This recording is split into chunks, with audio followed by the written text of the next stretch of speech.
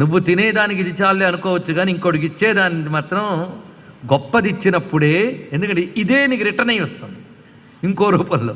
కనుక ఇచ్చేటప్పుడు ఇలాంటి బుద్ధులతో ఇస్తే వెనక్కి వస్తుంది. అందుకే ఇచ్చే వాళ్ళకి చాలా సంస్కారం అవసరం.